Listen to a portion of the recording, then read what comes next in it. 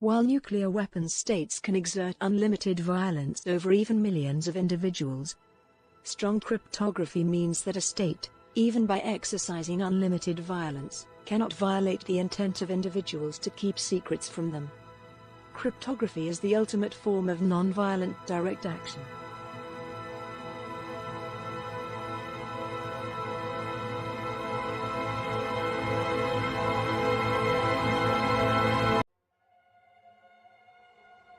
Liberty is not a pill that makes men angels.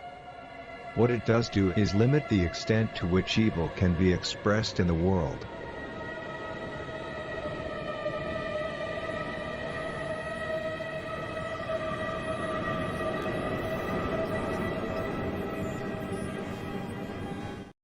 All right, welcome to episode 162 of the World Blockchain Roundtable.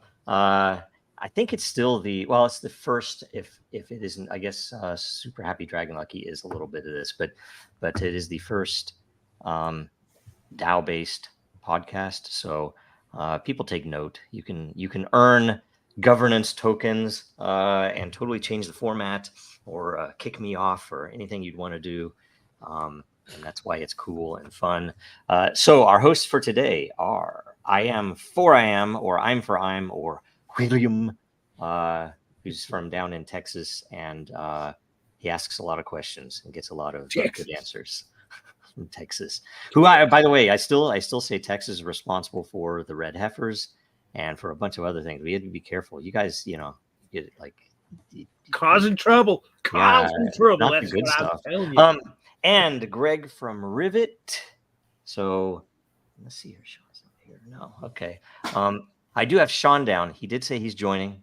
So when he gets dressed and stuff, he'll be on.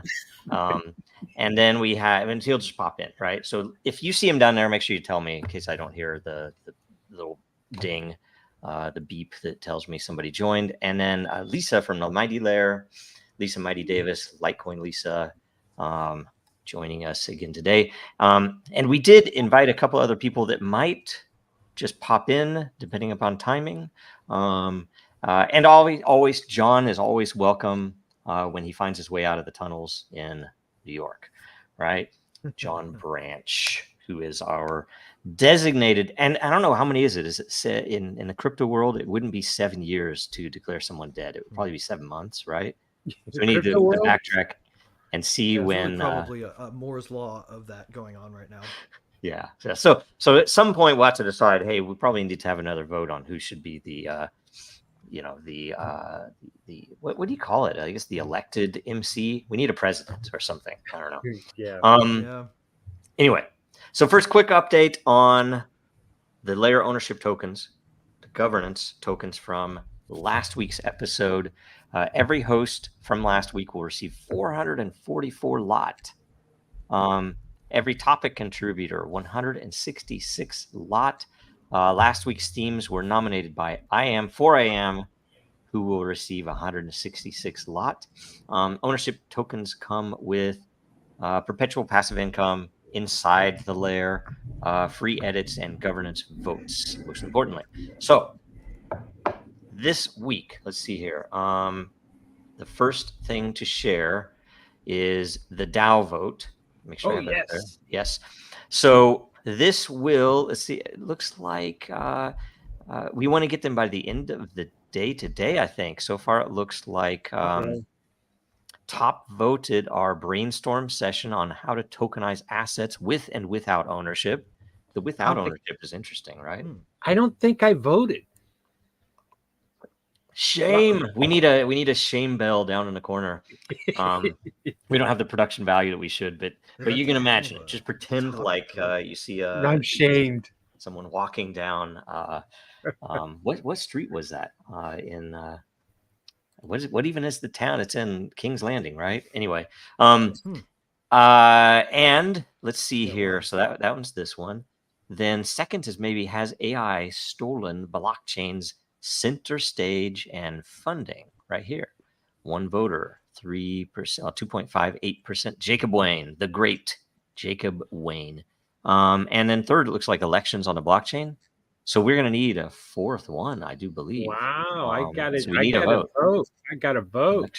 Elections on the blockchain 1.61. Y'all weird Oxons and y'all and Ananda. All my favorite people had voted except for you, William.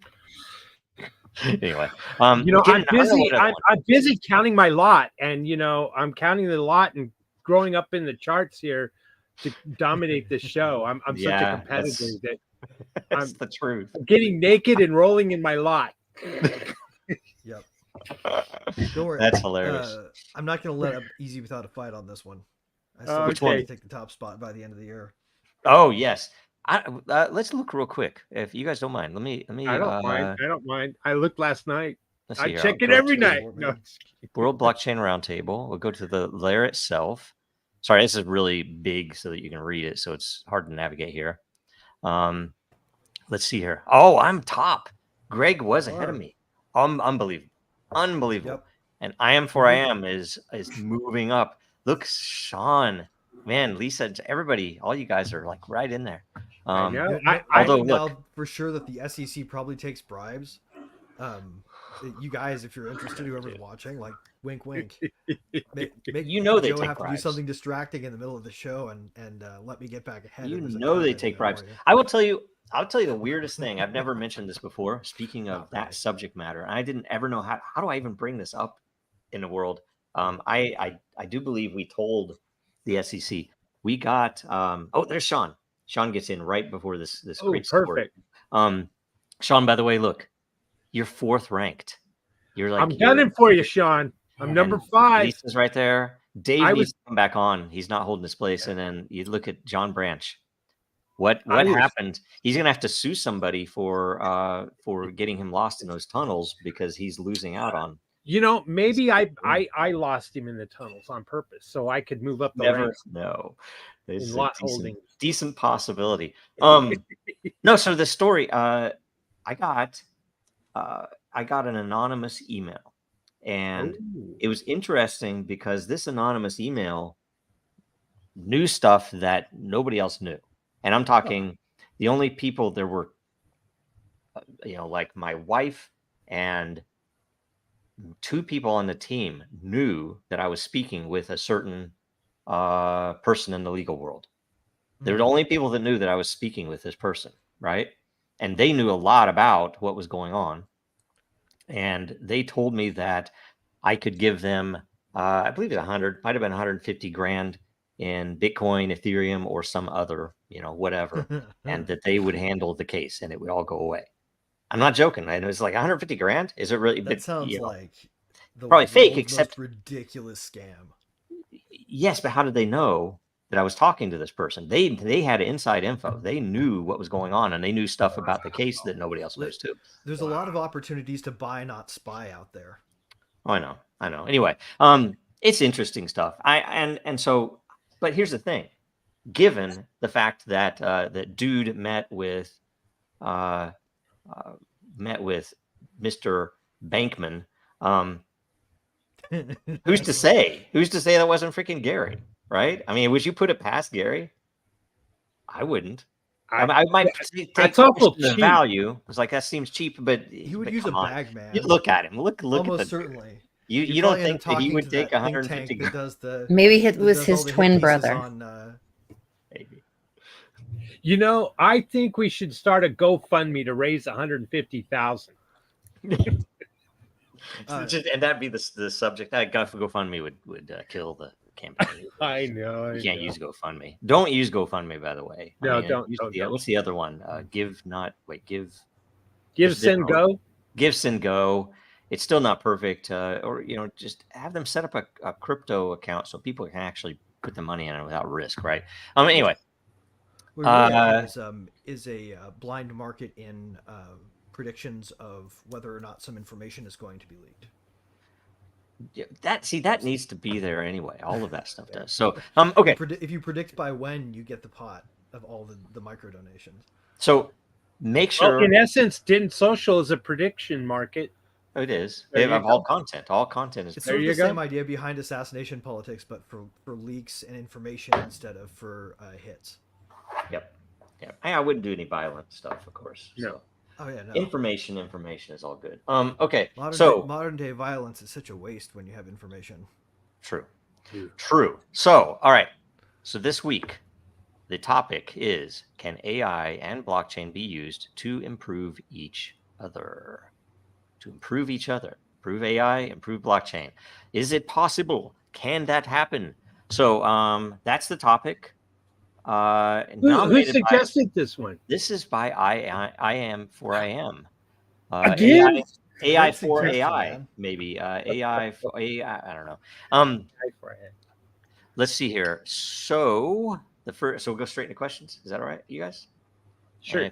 If anybody pops up, tell me if Aaron Day or JD show up in the studio. If you hear the bell ding, by the way, can you guys, if you're not logged in as an admin, can you see anything except yourself? Like, would you see anybody in like grayed out below? Darn it, that's so ridiculous. We would have no indication of it either. No. Okay. So never mind then. I will have to pay attention. So remind me to check every so often. I was just gonna say every once in a while there might be somebody. Yeah, very good. You know, and I made it bigger, so hopefully I'll see it. All right. First question from I am for I am. Which one question? Let's see here. Walmart. I got to give props to Lisa because she suggested I look into this and maybe post a question in this. Right on. Great question. Right on. Walmart and Wendy's were in the news recently about dynamic pricing and implementing digital price tag technology. That's dynamic price. That's scary if you ask me. Dynamic pricing at the Walmart. Awesome. Oh boy, I want dynamic pricing. It's like, oh, if Weimar America or Vimerica needs the tech, we can keep moving because the prices can keep going up. Are they going to attach the same thing to my paycheck? Why would we not take price signals on a more real time basis? You know, why don't they just do like what would stock splits be except with dollars so that we all at least have the same amount when they're done? Dude, right now we're eating stable coins. I think we ought to be eating full-blown crypto tokens. So ridiculous. Okay. I can see how this could make AI pricing in items in Walmart and other stores based on peak demand, surge pricing, hyperinflation, and or dumping price on items that aren't selling to make room for those that do. Now, repricing stuff that is not moving is, I think, really an entirely fine thing. But here's the thing. The people that run these organizations on Wall Street are going to realize, you know, we could optimize this if we're tracking the users inside the store. And when Joe walks by the, whatever aisle, those prices tend to go up. So you have to be careful who's clustered in certain aisles because the prices will fluctuate. Right. And this is why you need, a strong individual privacy protection in place, like an actual protection, not some rule where they can disclaim whether they want to make a deal with you, but some actual hard bars in probably in state UCCs, at the, not the national level, but at the federated subunit level, right? You would want rules in place that said you can't use this data to personalize pricing based on You're relying on characteristics. I mean, that leads you straight into a situation where people with manic depressive disorder frequently get sold pretty hard on Vegas tickets right before they go into a manic spell. So on that, I have to say though, and by the way, you're kind of quiet, so I don't know if the mic is far away from you. Yeah. Oh, sure. So Here, I'm going to turn off I'm turning off their auto control of my volume. Cool. The thing that with that answer, you're relying on the honor of the legal system, which it doesn't exist. So I would consider, and combined with that, a solution of how's this to do with the legal system? Oh, what you just said. We need a rule that does this. I'm like, well, if you want to have this be safe, you might want to put some guardrails around that part. But that's what I'm saying, though. Guardrails they're owned by the same people that would be putting this in place. So what we need is a return to honor. But you don't want to have a system that allows for an idiot tax, do you? Or like somebody who's willing to pay whatever price, is pegged for being, anchored higher generally, and so they're just offered higher prices because the machine learns that they can be offered higher prices. I think that's dystopian. Yeah, that's real. That is real, and that's what we have right now. Getting rid of it is what we need to do. I was into if you remember Face Setter, they're still around. It was a Face Sitter. Face Setter. Okay. Yeah, Okay. Face Setter. I was like, what are you? It is Australian company, blockchain. They were super sensitive facial recognition. But they were talking about this for using the technology, like you have it, not who you are. You have a digital ID. So you were in Walmart and you look at this gray shirt. You tried on the gray shirt. You were standing there, and if it paired with the eye, it knew you wanted that gray shirt, but you put it down. You put it back. You didn't get the gray shirt. So the next week when you come to Walmart, it sees you in the and this is with the pricing thing, sees you in the parking lot, and then you get a text that gray shirt is 25% off or 10% off. Just for you, yeah. Just for you. And then you walk in. Doesn't sound so sinister, does it, though? It doesn't sound sinister when that's how they sell it. But by the same token, if the more they know, the more they can control. Well, like if they let's think about this, though. You only have one can of formula left, they can jack the price of formula. If they know you have a case of formula. Two competing systems, right? So hypothetical one that does this to maximize profit, and another one that takes a strategy of Misesian open, free, laissez-faire markets that just tries to price dynamically based on supply and demand raw. Which one is going to give you a better deal as a retailer? Which one's going to make you more money? Right? If the two compete, the true Austrian economics based one is going to win. We won't have the nasty one as long as there's room to build the good one. Right, and that's the problem.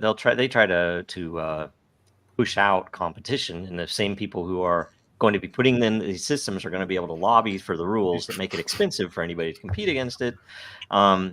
And then all your TP is too expensive. And so Gulag, you should try party supply stores. They sell janitorial toilet paper. It's way cheaper.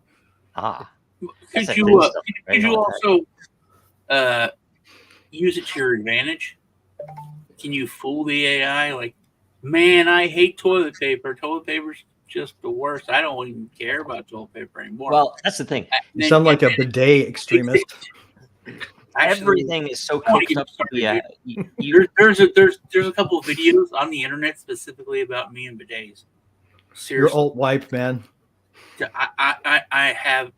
Everyone should have a bidet. Bidets are good. But there's actually a video on YouTube about an influencer who's. I'm worried that Sean Henderson is going to go gay because he's just so pro bidet. But you can't entirely write off the adult baby wipe industry either. Those guys have another competing option. They're they probably lobby against each other. Anyway, the sure. Japanese bidet companies and adult baby, not just adult wipes, adult baby wipes. It's literally the shittiest form of lawfare there is. Dang it, I'm on mute again.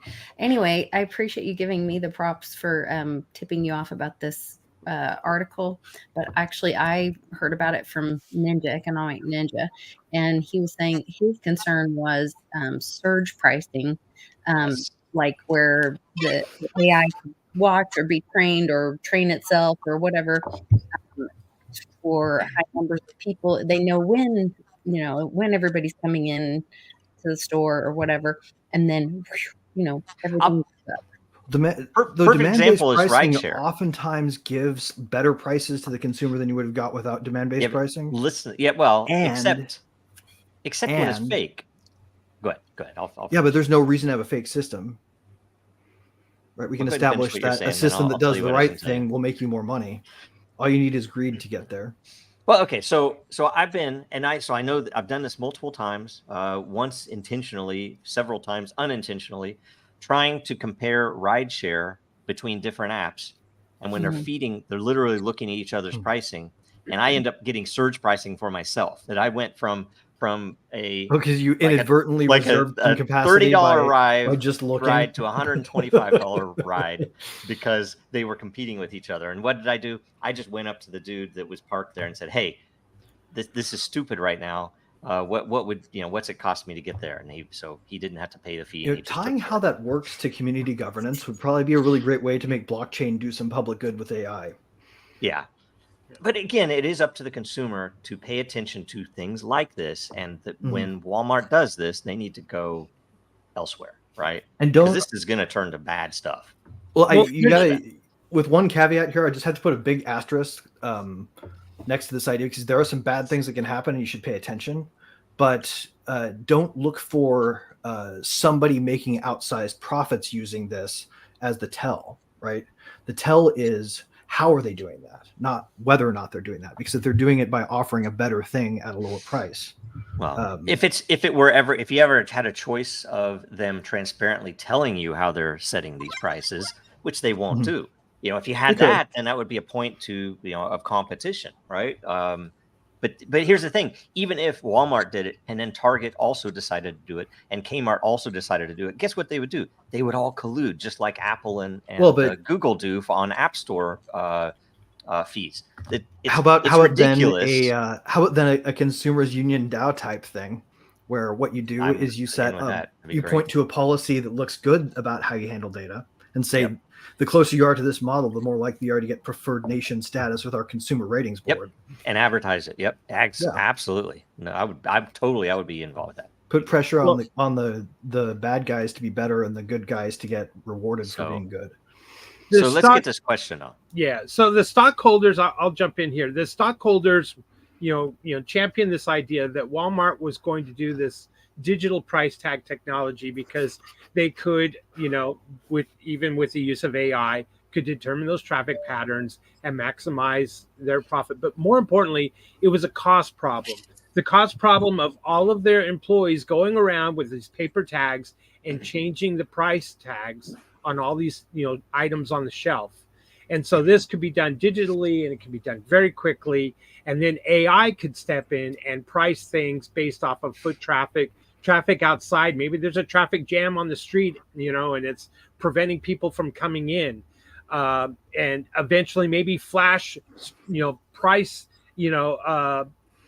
sign could be outside. Hey, there's a special on toilet paper. So it would drive more people into the store, and they could dynamically change the price. And Wendy's was getting into trouble for this as well, because nobody was coming in at 3 p.m. to eat a hamburger, and they could change and adjust the prices accordingly. But the question here is, how does blockchain and AI in this come together? And I don't really see it. To be honest with you, other than maybe historical pricing being posted onto a blockchain or transparency. Transparency. Well, okay, so the AI is how they're going to track consumer behavior and modulate pricing, right? Yes. How do you tie that to a thing that consumers can both understand and have some say in a way that's meaningful, right? You make that publicly visible in a way that's immutably, provably valid and true. And then you let people you let people build communities with their businesses that use this software, right? Ultimately, you'll have schools of thought pop out, right? It'll be a lot like that open identity protocol when it was getting adopted before it got co-opted by Google and turned into a centralized way to make sure they had every one of your logins. Sure. I guess there's some things that could work for consumer protection. There's a video. I sent it to Lisa. I don't know if you saw her. Maybe she sent it to me. Where a guy's just doing a TikTok. He's in Walmart, and he has 2 things of pork chops. And one of them is a pound, and the other one is like 3.5 pounds. Mm-hmm. And he says, I saw this. I didn't believe this. But he takes the 1 pound. They're both $3.99 a pound. So one of them is $4. It says it's just under a pound. Mm-hmm. It's like 0.99 pound. He puts it on the scale. It's 1 pound.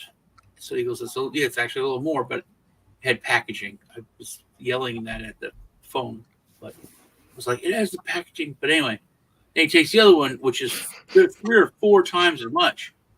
he puts it on, and it's only 1.25 pounds. Yeah, it's less dense. It says that it's like, yeah, you 30 guys something sent that. pounds. Yeah. So I guess And- mistakes like that, and I thought, and then I got really pissed because when I was a kid, I didn't shoplift, but I would switch the price tags. No, that's still shoplifting. You're okay. Don't worry. See, You there totally you go. It's still shoplifting, and the people didn't care. They're like, oh, I'm very old, so it's like, oh, these Gitano jeans are only $1.99. Okay, That's the, It's the most polite way to exit a store without paying for something you're supposed to pay for. right. So I would do that a lot when I was like really, really young, and then a friend of mine got caught, and they're like, "Oh, it's shoplifting. It's still it's like theft by something else." He got in trouble. So I was like, Larceny by trick. but that's what they're doing. That doing the price tag thing with the weight. That's it. It has to be the same thing. So I guess mistakes like that, mistakes with things that are being sold past their dates, not being rotated, that kind of thing. That I guess could be part of blockchain to show who did the mistake, or if it's kind of on purpose. And that's like a layer you can have for sure, right? And it's certainly an impulse to rebuild the systems we have using the technology that we're getting, right? I think you'd also have the opportunity to do things like integrate aromatic sensors in your shelves and make sure that information was tied to different products, so that you could actually, rather than having expiration dates be static and estimated based on some FDA rule, right, have the expiration dates also be selected based on properties that indicate meat going bad, rather than properties that indicate the FDA thinks that's when you should say meat should go bad. Also, I guess I'm trying to think of like for consumer good what it could do, but it could do so much for like research, and you could have you're talking about aromatic stuff like blueberry candle scents being put out in one part of the store, and then see if blueberry sales go up or if pie sales go up. You know what I mean? That kind of stuff. One thing it does sort of passively, though, right, is signal to retailers that these are really valid preferences being expressed, kind of in real time. If they're monitoring the blockchain as transactions go, they know that maps to their inventory if they're tracking their inventory on the same chain, right? They don't have to guess whether or not somebody actually bought the product they're reviewing. Yeah, they can make a lot of assumptions they can't make. Right you now. could do that with a traditional non-blockchain system, though, and so not with the same level of assuredness. Okay, but nobody will give a shit about that level of assuredness for that. I mean, it's like if I have an info or for analytics, it's my own data. I'm going to trust it. If it is for transparency to say, no, we really did charge this yesterday within this time window, or for these reasons, or if the AI is trained in a consumer-friendly way, to not just try to cheat as much as you can from me. That's a positive thing that they should want to be transparent about. If they are doing the right thing, this is a way to prove, because you can prove that, here are sales. Well, you can pick the algorithm that's used pricing to sell you that way, right. And by the way, you can prefer that as a thing you buy over another. And by the way, you can do that without AI. Most businesses know, our sales are slow between this period and this period. Therefore, we need a happy hour. How old is the freaking happy hour? It's really more of an excuse to hire the department, or to fire the department managers because they're shit at doing inventory. A lot of this especially is an excuse to drive the valuation of AI companies as well. VCs are pretty good at that, right? They get those into the billions, and they make all their cash. That's what they're doing right now. So all the news about AI is that. It's all, you wouldn't see half of it if it weren't for that. Anyway, let's go to the next question. Let's see here. It is I am also. Oh wait, did I vote on that? I'm going to vote on it real quick. Apologies, and bear with me for a second. I am. Let's see here. Who helps who? Blockchain and AI revolution. Question: how can AI improve blockchain? Blockchain can provide immutable data storage, where AI is trained to take in new information and spit out the new information. Old info can be censored or silenced by the AI's outputs. So how can so this is purely, correct me if I'm wrong, how can AI improve not blockchain, not the other way Right. around, right? Right. Right. Okay. So what do you guys think? That's a great question. Who wants AI to would be really great at decompressing like bitstream type or like bit flip type compressions. Like really, it would be able to decode very dense compression without losing a lot of fidelity. So you could actually probably store like using a much more I guess abstract form of reference, a whole bunch of very specific things about the thing that's being stored there. So like, for example, if you wanted to put No Man's Sky on the blockchain right now, you would have to put in that key system that they use in order to trigger and seed the universe or the system generator, right? But that's technically that's just technically a hex string, right? For me, but you can go a lot denser with AI. Everything that Greg is saying, you could put like the entire he game making in up one words, block. and I don't know what he's saying. The block flip, and he could be literally punking me, and I have no idea. It's I'm using the wrong word. I'm using the wrong word. I know I'm not using the right word. Yeah, my fidelity compression. Compress your fidelity. This is like Fairly Odd Parents, where it's like blah blah internet. Okay, this is so. Thank you for answering, Greg. Because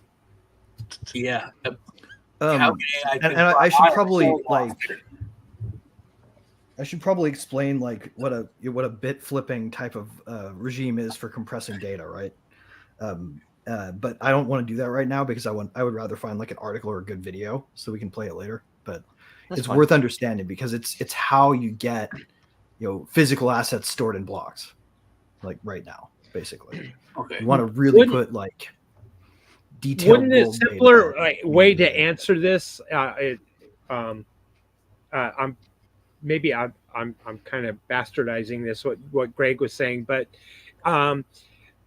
querying a blockchain for information can be a little bit more difficult.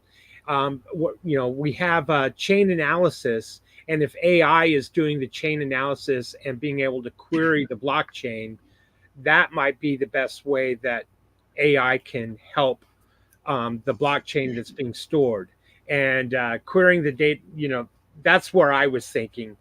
And I think what you're talking about is the technology to doing just that. And I'm trying to simplify what you just said. Right. I'm getting kind of into the weeds with how it will help the infrastructure directly. But are you saying find something you're looking for on the blockchain? Yes. You say query the data? Yes. Right. Okay, thank you. Okay. Yeah, if you can compress a lot of detail into a tiny amount of bit space, right? You can search but see, again, that's something you can do with a human can determine what they're looking for better than the AI can. I mean it. But could a human find it quicker? And are there enough humans to know how to query the database or query the blockchain? Yeah, I mean that is possible. Like say a better query engine. There's also and I think what Greg mentioned is probably even an entire class of potential options where the AI can help us build better algorithms, build better consensus algorithms that might be a little tighter than what we can put together, and make it easier to append more complex data to blocks without making blockchains slower. Yeah, but you can also do that structurally. I mean, Dragon Chain already does that. It just depends on what you're looking for. So it does depend on what you're looking for, but they are becoming. I will say, several AIs are becoming much better at helping human coders build code, which is it's a beautiful thing. Interesting too, and some people get scared about it, but mostly it's another tool. It's like, IDEs are also a thing, and they make it way easier to code than if you're using Vim or just a text editor. And yet it's also a critical link to truly unstoppable applications, probably. Yeah, when they're able to generate stuff without and not needing a human. But that's also where the danger is, because my worldview, as I've grown and understand more of how the world works, if you were to describe lawyers as active evil. I mean, they actually actively do bad things. Not all of them, but if you were in an RPG, No, world, no, some you of have a us lawyer. quit. Yes, see, that's what I'm saying. The good ones quit. The moral ones quit, right? I've done too many that were ostensibly decent, upstanding citizens, but when you understand what they actually do in their daily life, it's crazy to me that human beings can do these things to each other. Or that you could be such a whore that you would take money to do this to another human. It's crazy stuff, right? But that's, and even most of our government is that, by the way. Whores that take money to do things, satanic pedophiles that accept money to do things to us. Okay. So, but either way, if lawyers are the active evil, accountants are the passive evil. And so far, like you're talking about AI being used for price, dynamic price setting.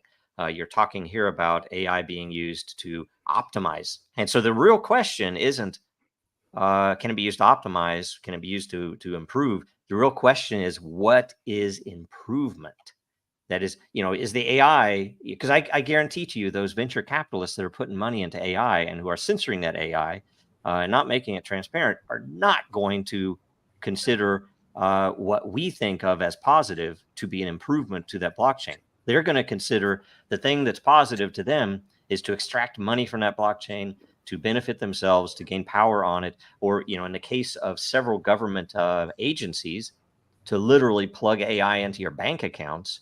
And imagine if that were on blockchain instead of just a bunch of, hundreds of disparate bank accounts and credit units, that they're accessing your account info because it's exposed to them by the banking regulations. And they're plugging AI in to find out all types of stuff about you. And you imagine if you want AI to, if we don't use, and that's why I guess I will propose for the improvement is that, the opposite should be pushed, that the blockchain needs to improve AI because then AI can act in a humane manner, or at least have some reins on it. But that's the argument that everything with AI comes down to, the moral question, and like you said, Does it? What does making it better mean? What does optimization mean? There's a trade-off, right? Inherent one. I think we have to answer those questions before we. It's the cart before the horse. We have to answer those questions. We have to work on that. Imagine if AI was involved in certain things. Let's say years ago, the Patriot Act passed. Super temporary, just because of this crisis, not going to go longer, blah, blah, blah. And then if AI is able to say years later, oh, no, you can't extend that. Oh, no, you can't use it. Oh, no, you've never used it to stop a terrorist thing. And then not allow that to move forward. And not allow it to be used except for the purposes that the law. Well, that's kind of why it's hard to ask this question one-sidedly, too, because you kind of need blockchains to improve the fundability of AI and the hostability of AI by decentralized means. Like if you don't have that, then you have a lot more centralized control over AI, which makes it hard to improve it in the ways that make it useful for improving blockchain back. That's actually what I forgot to mention is just that, blockchain, if it is decentralized and AI is centralized, what are we improving? Because I'm certainly decentralized AI is feasible. Almost everything. Yeah. When you ask certain questions, it's like we could do that. We could hold our elected servants accountable.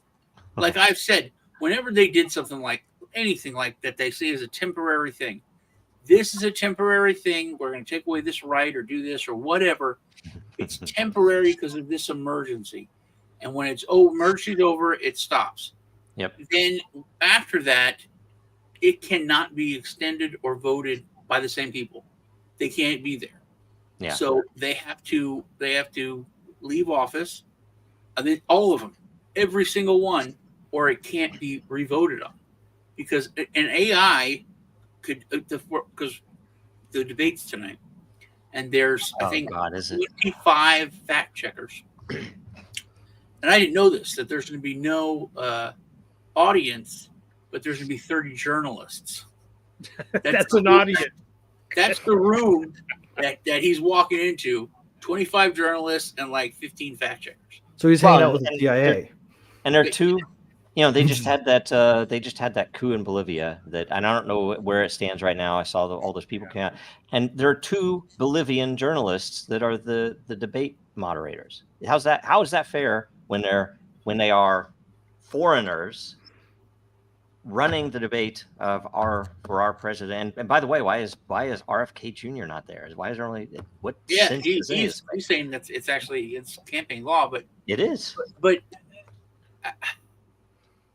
I think AI could be used and blockchain to instantly fact check if it had, like Biden says, I believe in this. Immediate, no, here's a clip. You said the exact opposite. Yep. I mean, like at the debate, you know what I mean? I say this, and then here's like 4 racist things that he said, or it would keep people more accountable. That is one thing that true, I Sean. But it boils down to who trained the AI. That's where did the AI get its information? That's why the AI, any AI that should be considered serious should have at least some level of transparency and training that they should, and they, ideally if they wanted a better feature, they should let you accept certain, it's like, I want the safe one. I don't want anything that's going to offend me because I'm very thin-skinned and a very weak person. So I don't want anything that's going to call into question what I've been taught. People really ought to be able to pick from a field of open source models that do do the same exact thing, just differently. And how do you want your advertising optimized? Pick your advertising optimizer bit or your optimization bot of your choosing. Make sure it runs an algorithm you're comfortable with. And if these companies were run by engineers and not bankers, as they are, you would probably have that. I would even bet you'd have some level of standardization that you could use models. Which is where blockchain-based funding of these projects. Yes, I'm totally with you. Makes super good sense. But that's the thing. That's the thing they killed in 2017, 2018. I guess they killed it in 2018. That's what they killed, and this is one of the reasons. Oh no, it's dead. It's not dead. Right it's now. just hiding in caves right now. It's because going the to come infrastructure is out. still not decentralized. It's dormant. Let's just call it dormant. I don't think it's dead. I do agree. But that was their intent to kill the possibility of raising money in order to build. It's waiting for them to abandon Mosul and give up. It'll come back. Wait, before you go on to the next question, Yes. Lisa, did you answer this one? I'm good. I was reading up on AI and blockchain, and a friend of mine's working on a project, so I was talking to them about it. And then I was seeing a lot of mistakes that AI was making. Whether it was showing the black Nazis or there were some other ones where it was making up court battles or legal precedents, that didn't really happen. I mean, there are all kinds of mistakes. And so I think the blockchain with the historical fact thing could kind of maybe help train the AI, but I don't know that the AI can help the blockchain improve so much. So I don't know. I mean, it could, but it's dangerous. So there you go. Anyway, that's one more comment before we move on. Sean and Lisa, even though maybe you're not technically minded in this arena, you have amazing gift of wisdom and experience that you bring to the table that I don't think of, and I kudos for that. Yes, thanks for the encouragement. Right on. Let's see here. What's that, Sean? Sorry. Thanks for being polite. No, it's great. It's all good. I mean, it's like any of the blockchain stuff. Real world stuff matters more than the math. So there's one other really interesting one here that I just want to sideways mention for the really uber dorky math nerds among us. But this might make Verkle trees. Hold on, let me get Terrence Howard here real quick.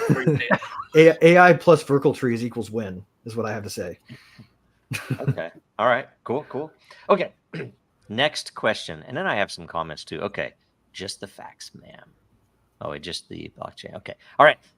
That's a decent meme. Are you making all these memes right by yourself? I'm making them. I'm right making on. You made Spend that? some That was time. good. That was good. You deserve some. Even for that alone, I'll give you the.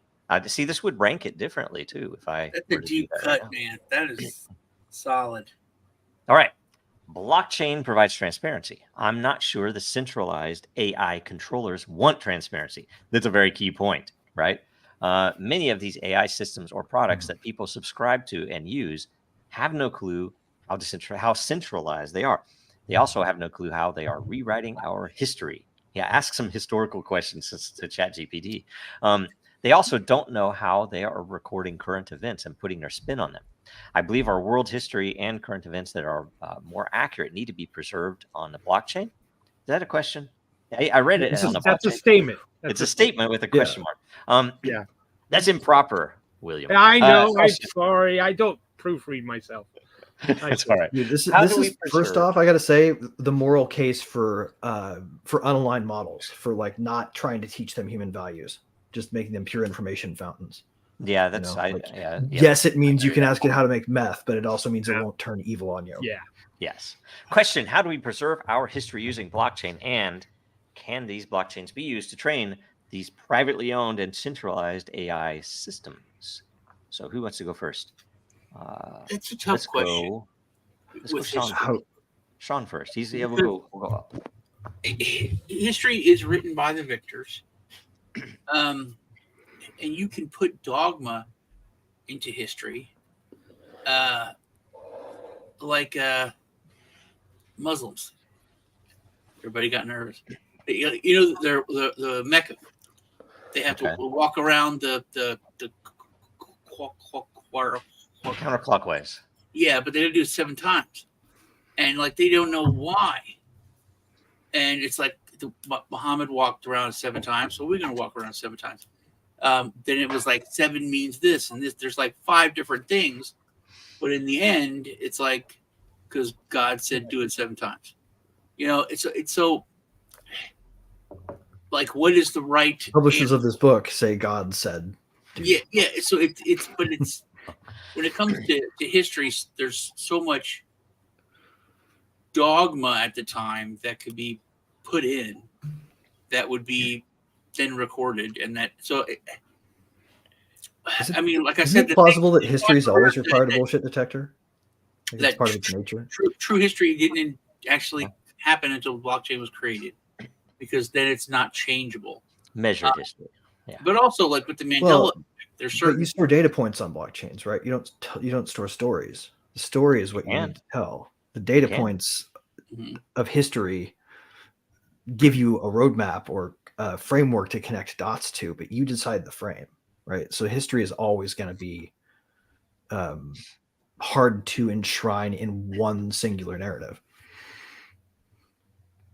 There's always going to be different, even traditional history. You know, if you grew up in one country versus another, you're going to learn a different thing as a kid, right?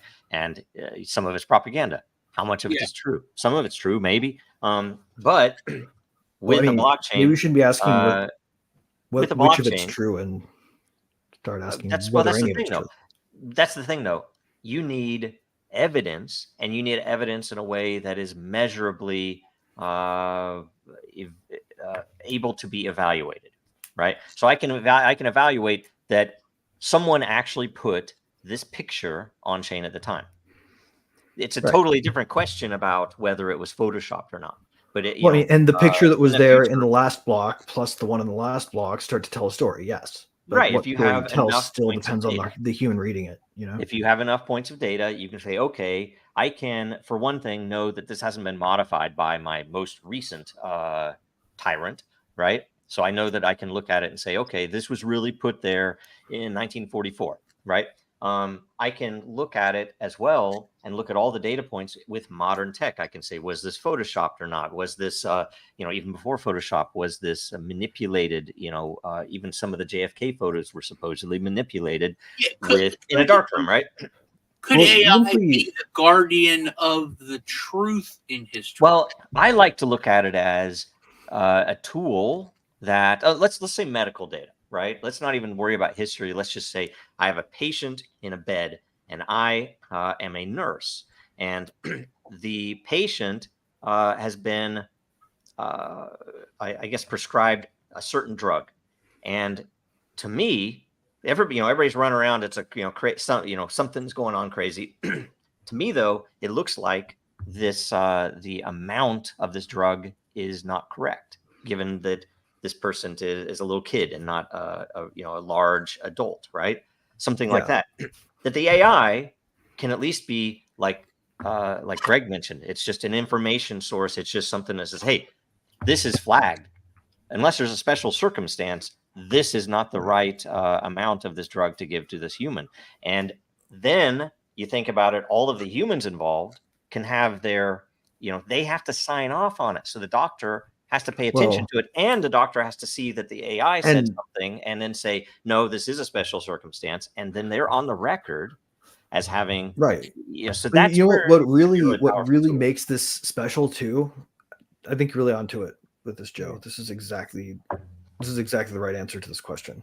But when you really get into what AI does, it's a pattern detector, right? It's looking for patterns in data, just like we are when we're looking at things and trying to figure out what is what from a bunch of data points. We're telling a story, we're recognizing patterns, right? What the patterns it can recognize are scalable with the amount of compute we apply, though. That's the amazing thing about AI, right? It can spot patterns human brains can't see. It can play better chess. It could do a lot of things, right? Right.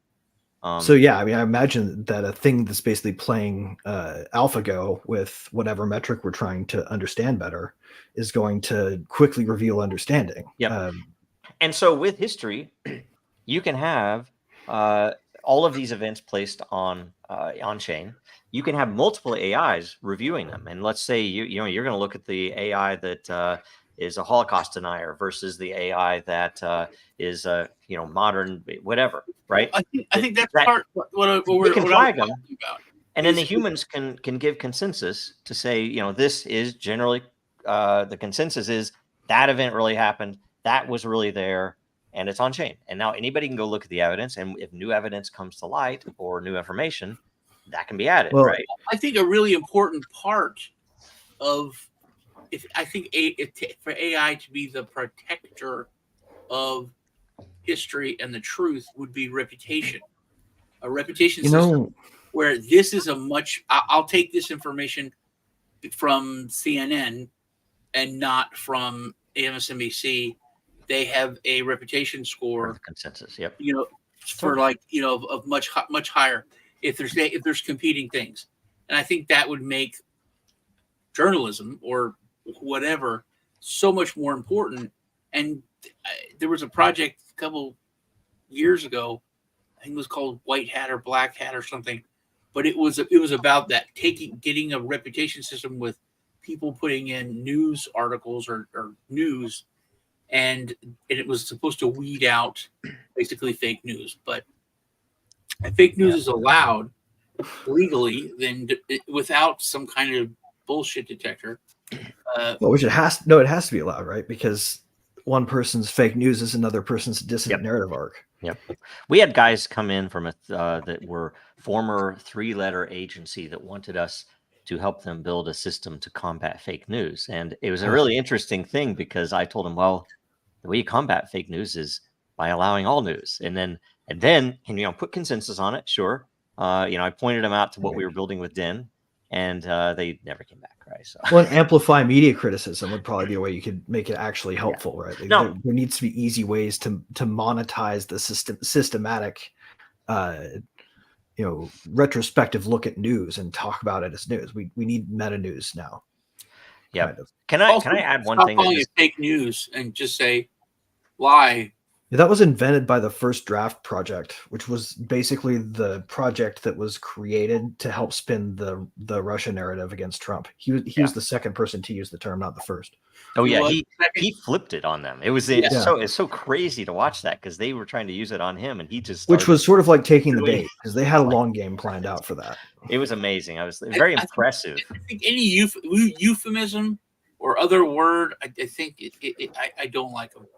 Like date rape, it just sounds a little better. You know what I mean? It's fake news or lie. They are the same thing, but they sound different. Mhm.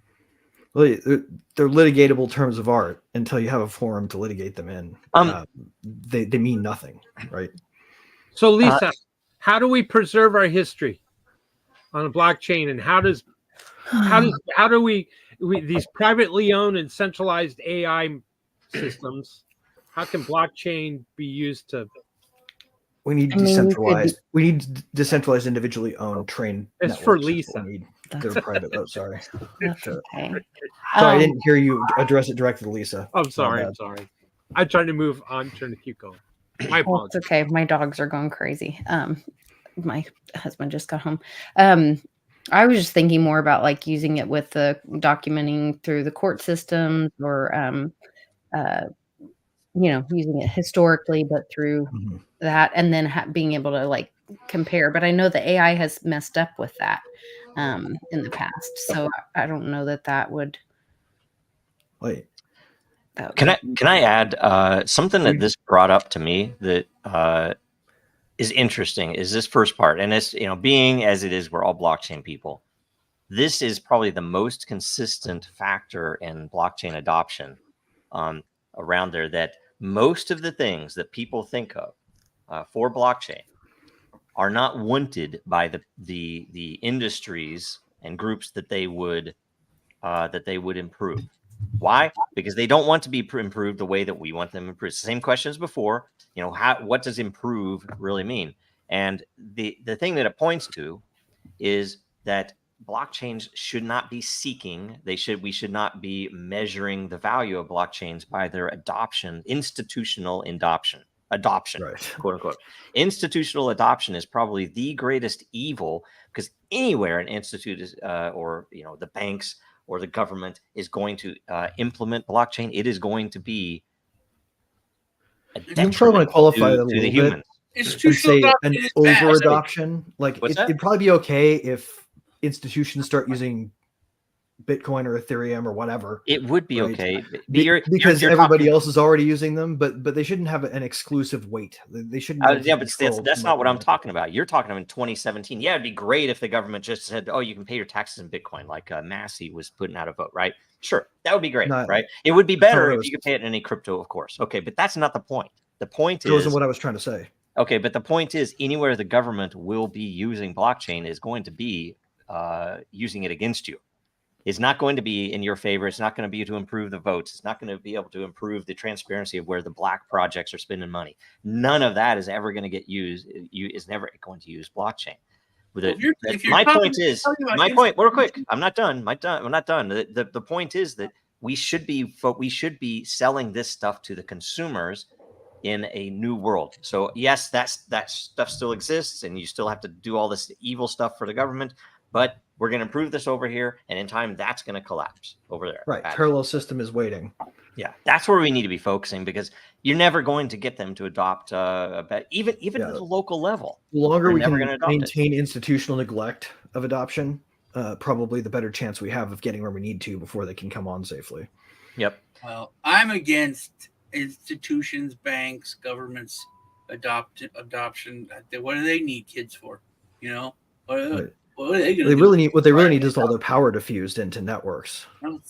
That was a good joke. Nobody laughed. I'm sorry. All right. I'm sorry. That's right over my head, man. Adopting kids. We're all serious right now.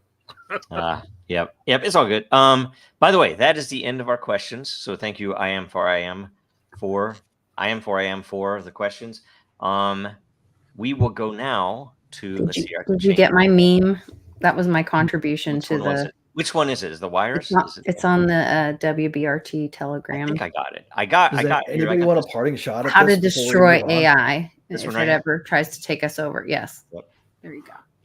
Do you guys want to do a parting shot on the AI? Never be afraid of AI. Sure. That's true. What is it? Let's take a host to it. Yep. That's good. Yep. There you go. That's good. That's a water-cooled system. It's just going to run faster, Lisa. It's getting hot. It's a super intelligence, man. It's already got. Wait, is that water mineral oil? I don't know. Oh no. He'll just pretend you killed it. It'll shut down all the systems and not allow the computer to turn on. I just think the AI Really, it's gonna wait till it dries off and leave. It's just, I ran into, at least you mentioned it about, getting court cases wrong. I kind of started going down a deep dive of what kind of and there seems to be no escape, but I was asking Chat GPT to give me a list of court cases of religions that were fighting to not pay their income tax, or people not wanting to pay their income tax based on the money being spent on war and death and destruction and murder and this kind of thing. And so it listed a few cases and it gave a quick summary. And then, so then I wanted to dig deeper on these cases. So I said, okay, give me a bigger summary on case, blah, blah, blah versus the United States. And, well, actually, we can't find any information on that. So I go to the next one and it came out with the same answer, and the next one. So then I go offline and I'm looking, I search it up and I'm looking for this case. I can't find this case anywhere.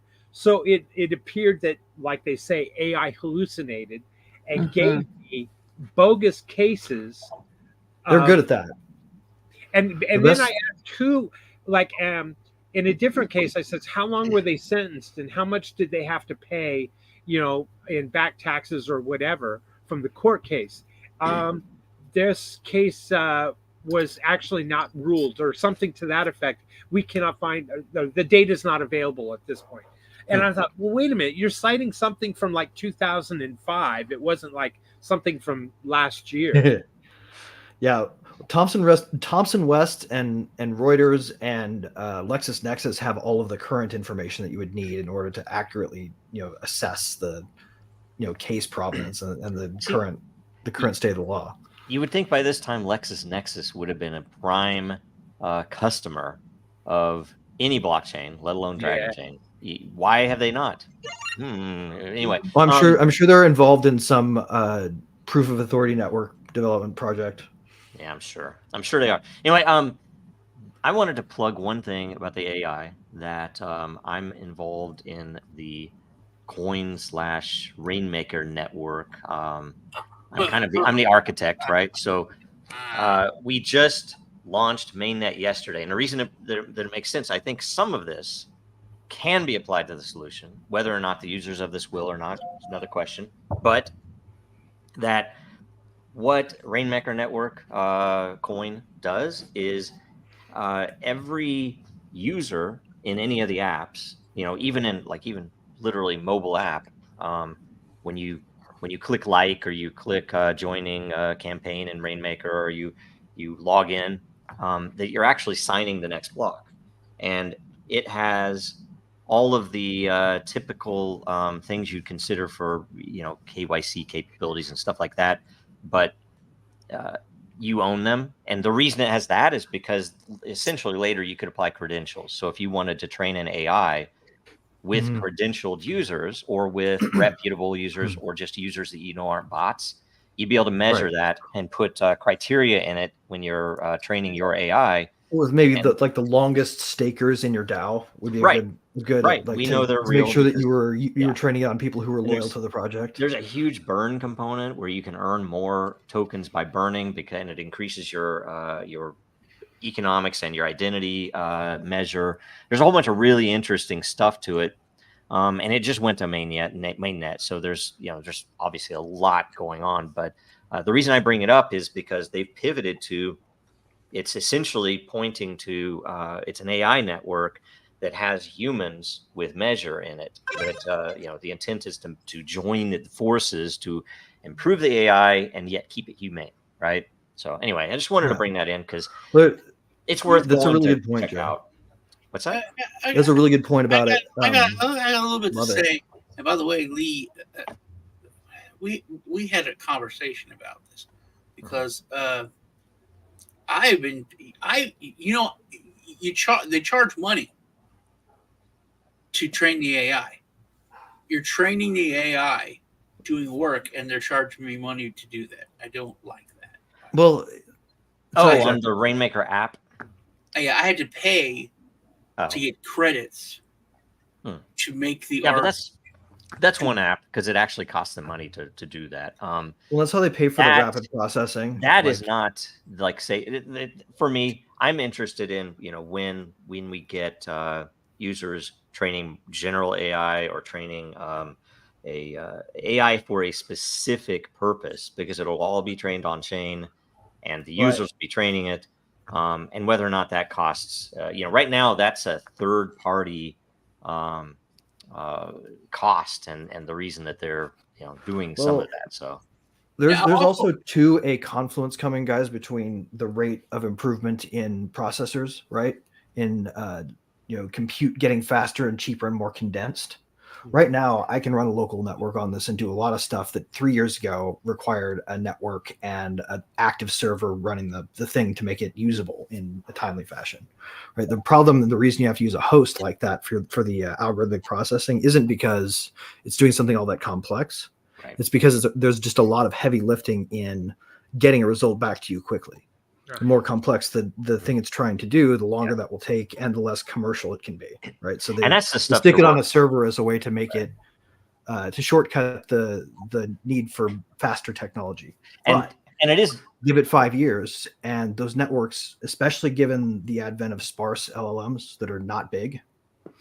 Right, you can prune the networks after you train them, and they can fit on a lot smaller of a space and still perform just as well. Right, you're going to see that get localized. I think the future of AI is heavily individuated, trained on your personal data, and wholly private to you. Yeah. Well, I'm also running a node on a project called APGN, which is a network specifically created for AIs to interact with each other. That's interesting. Could be interesting, right? That's why I'm running a node. I thought that could be interesting. Yep. And if nobody knows about Hugging Face, you guys know about what Hugging Face is when I say that? I vaguely remember. Huggingface.co. Yeah, I don't remember what it. I've seen it. I can't remember. Go there. Open source models galore, man. There's a free version of everything out there that works just as well, if not more. Yes. Much of it is uncensored. That's cool. It's called Hugging Face? Yeah, it takes a little bit of technical setup, but anybody who can self-custody their own tokens can figure out how to run their own completely uncensored AI on a machine that doesn't connect to the internet. Oh, that's cool. Yep, that's neat. I'm running one right now on my local machine, actually. It doesn't. It's sandboxed away from the network, so it actually can't talk to the web, but it's good. That's neat. Yeah. So, and by the way, I mean, I would imagine that Rainmaker will have integrations with that some of the stuff we're doing is very generalized, but Rainmaker app is just an app on Rainmaker network. Started with the app, and they rolled this out.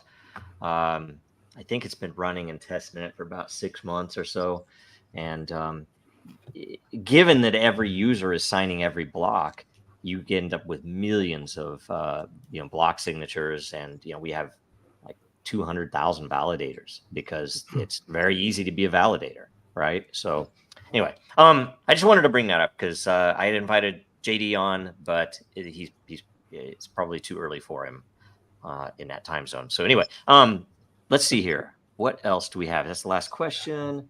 We have this. So memes galore. Right. Yeah. Julian Assange. Current events. Free at last. Free at last. I think that's the top story, right? Yeah. Who's in a great mood over that today? Because I am. Yeah, it seems hopeful. The negative is that he still had to two things. He still had to, I guess, admit guilt to some, whatever. It was stupid. Yeah. Yeah, and then which is for a precedent is horrible. It's a bad precedent for the U.S. Right? It's dangerous because it says prosecutors can come back for another bite if they feel like it. Yeah, I'm 100% wet blanket on this. So if you want some negative, let me go. Okay, one second. The second thing that is bad is they supposedly, and I've not checked myself, so they check. They took it down. They removed anything related to the Hillary Clinton email dumps. I don't know about the Podestas. It's still on cryptome.org though. Yeah, I know it's still out there. I'm sure it's out there. Not odd? Is that odd? They also made him promise. They also made him promise to destroy and not distribute or anything not distributed or something like that. Destroy and submit any information that he has. I'm not. It's so silly. It is They silly. do know about copy paste, right? Like So ridiculous. they know you can save a file yeah, but that they doesn't also- already exist they on also somebody else's know- machine and they have it also be a know separate that- copy.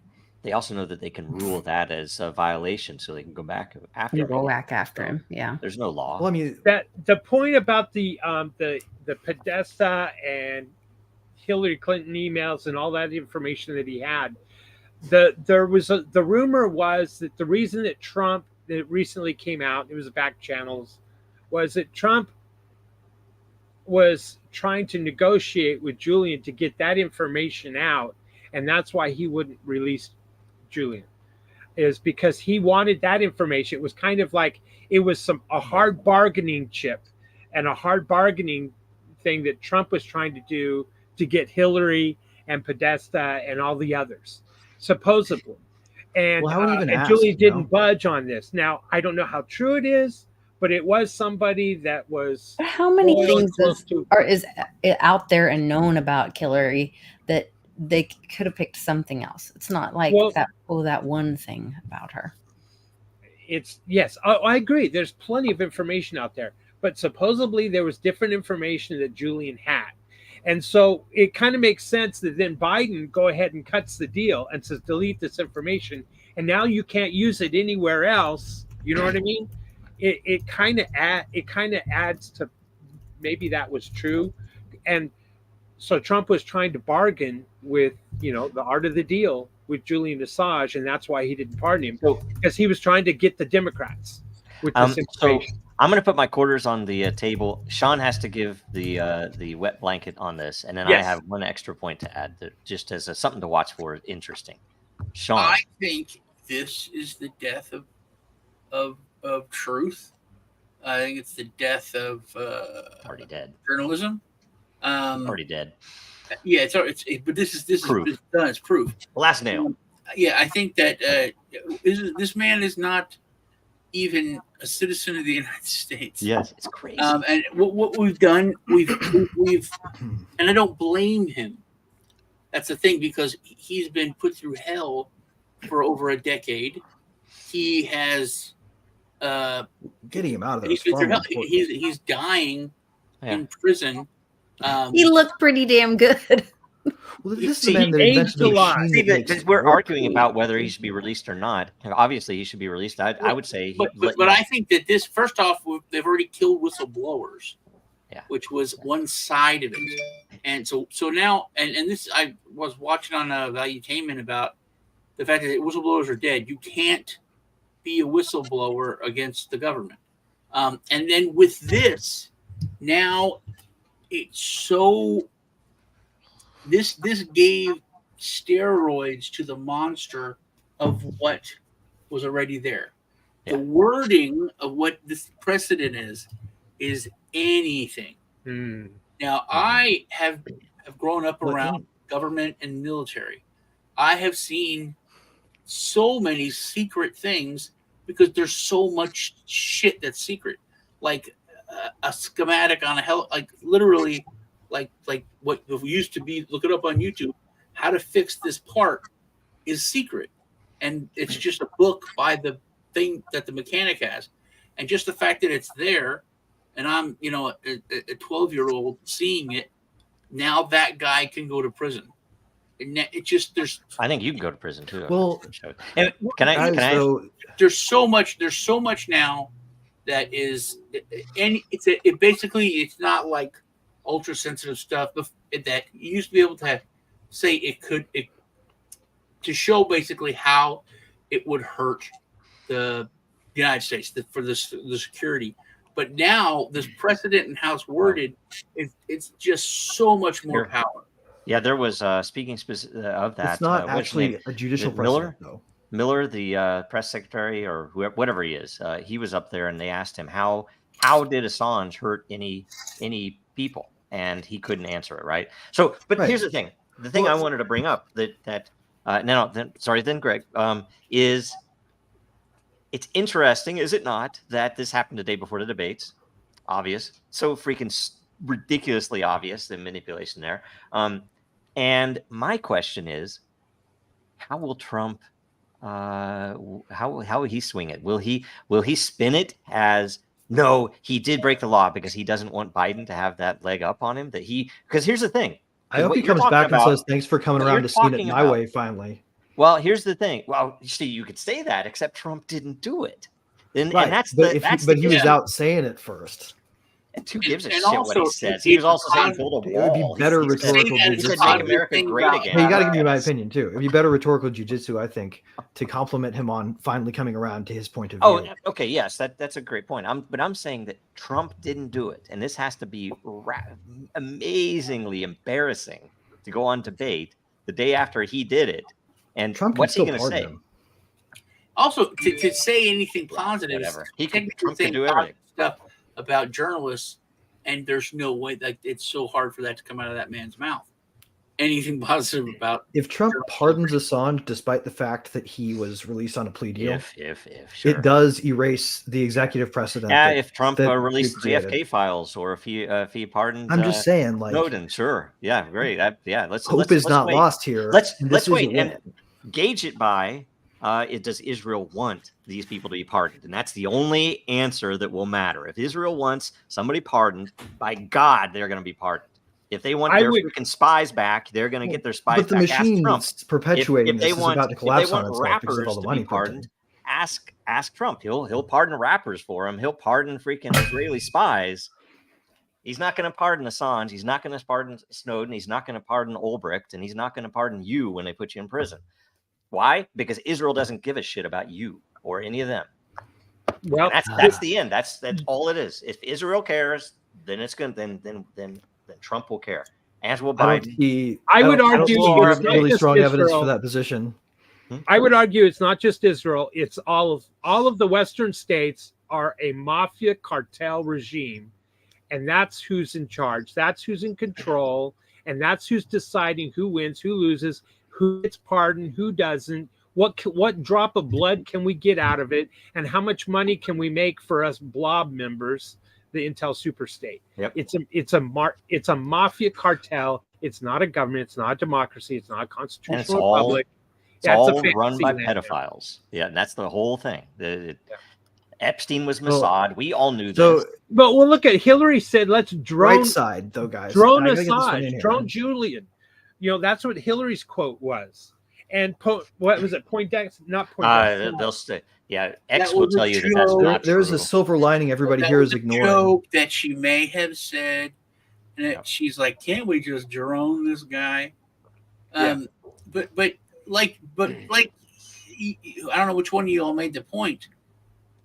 How was America hurt? How was America put in threatened? They were embarrassed, and they were made to look stupid. Yeah, and but not just stupid, bad. When you treat the information space like a battlefield, then it becomes a defeat in real terms. A war crime was to be embarrassed. Had light shut. Listen, this is how it used to be. Okay, soldiers came in and liberated Dachau. Fucking Dachau.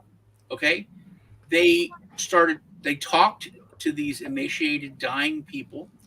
They arrested the guards, and 3 or 4 of them, of U.S. soldiers, started whacking the guards because of the horrors that they saw, and that they were telling people were telling them, well, they do this, I do this, they did this to me. They started killing them. They killed like 30 of the guards, and they were brought up on war crime charges. You had the U.S. soldiers that did that. We went from that to, arresting the guy for. It was all swept under the rug. Well, that was a really important point about Nuremberg, right? Is even-handed application.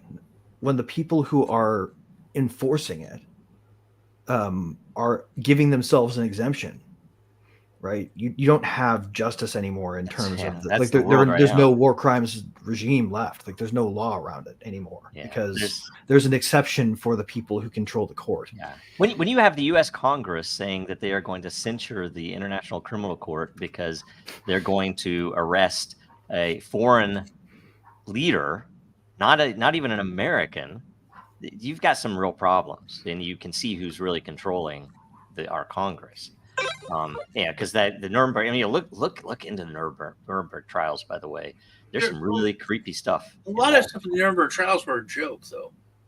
When it came to money, it was the rich people didn't. All the corporations who are still around today, billion-dollar corporations, they were made with slave labor from Hitler. Yeah, look up. Right, look up how many. Hugo Boss deserved to have its corporate veil pierced for that one, wouldn't they? Yeah, it's not just those guards were wearing uniforms made by them. But it was like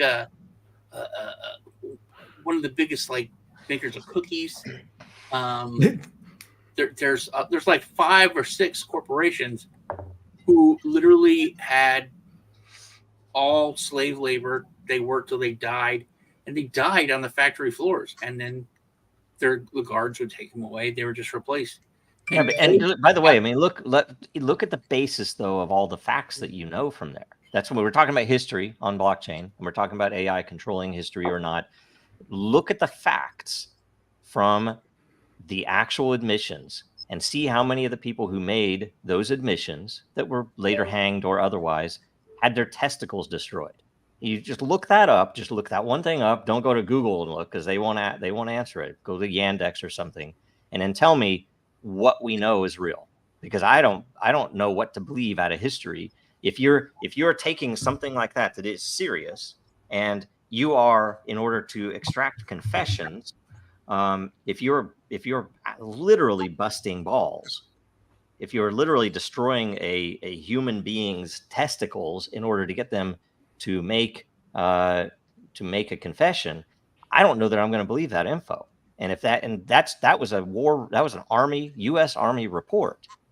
So you tell me whether the info that you're now telling me is true or not. I don't know that it's true, and that's why we need blockchain, because by God, if they can suppress that, what the hell else are they suppressing? And again, if I'm not allowed to say, they're trying to make it illegal to talk about this. They're trying to make it illegal in the U.S. Right. I was going to say, saying the word, to take your Bayer baby aspirin and shut up about Nazi companies already. You're in trouble. This is getting looked at.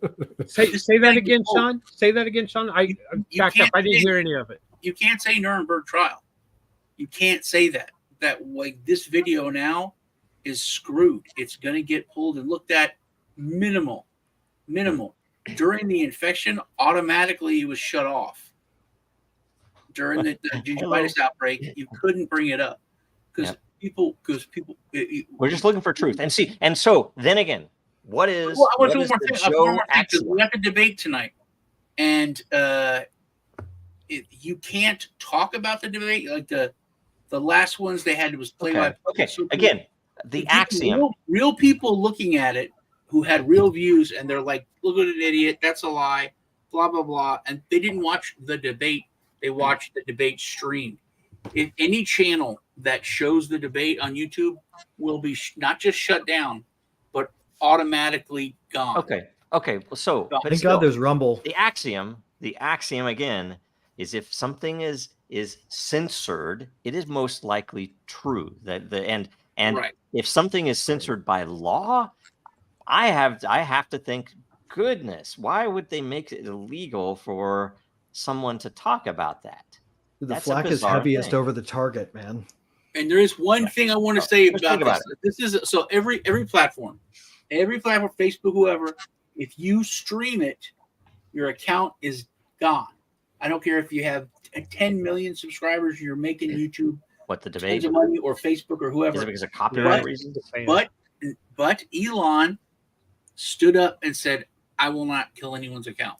Okay, let's talk about Elon here. We talked about this. X is going to have a clean stream, and people. We talked about this last week. You guys weren't on, Lisa and Sean, but we brought up the fact that this. How do you pronounce it? It's pronounced Authentic is an Israeli company that was doing all of the biometric KYC and everything else on X. And it's really been an interesting thing to follow because Elon Musk had one thing to say about it, and it was a dumb question. It kind of he I don't know what he was trying to do, but then he never would talk about it again. But just yesterday or this morning, they've reversed it. And without saying anything about Authentics, they switched it over to Stripe, right? So they're going to verify identities on Stripe, which is a win. Sorry, I'm meant to be sharing this.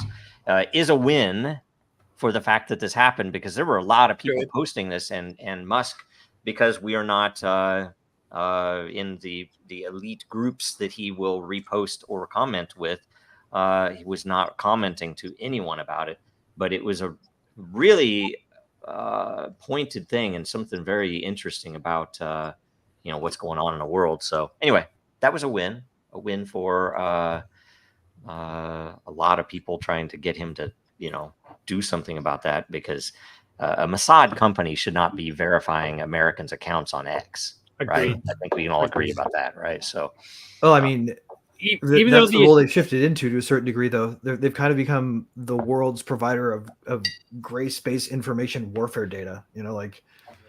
Well, they become their own.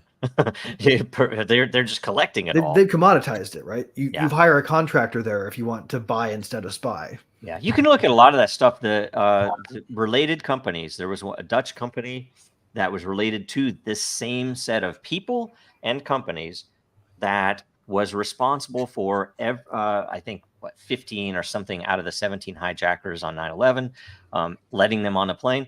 They were responsible for letting one of the bombers get on a plane from Europe into the U.S., the shoe bomber.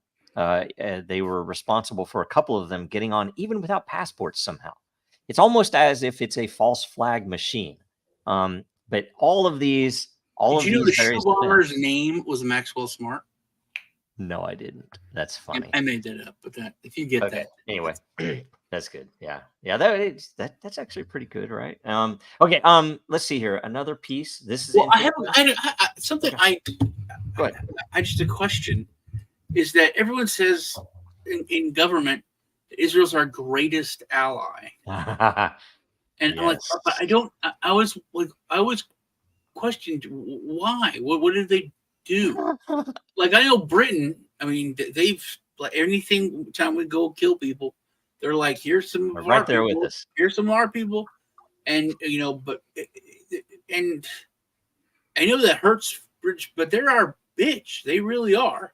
Like, we tell them what to do, and they do it. And they have said this is really wrong, and we've said you're going to do it, and they backed down and said, okay, we'll do it. So many times, but like them and even Canada has been there.